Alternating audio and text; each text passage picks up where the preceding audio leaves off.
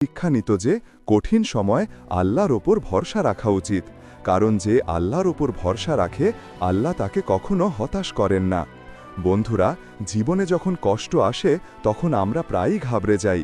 আমরা ভাবতে শুরু করি যে আমাদের সব কিছু শেষ হয়ে গেল, কিন্তু আসলে সেটাই হলো সেই গুরুত্বপূর্ণ সময় যখন আল্লাহর উপর পূর্ণ আস্থা রাখা উচিত। মনে রাখবেন, যে জিনিস আমাদের ভাগ্যে লেখা আছে সেটা আমরা অবশ্যই পাব, এবং যা লেখা নেই তা বিশ্বের সমস্ত চেষ্টা করেও কখনো পাওয়া সম্ভব নয়।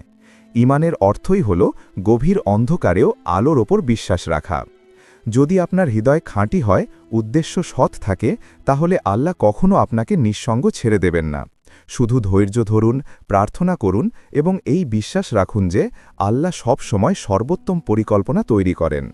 কখনো কারো সিদ্ধান্তে হতাশ হবেন না, কখনো নিজের প্রচেষ্টা নিয়ে সন্দেহ করবেন না, কারণ আল্লাহ সব সময় তাদের সাথে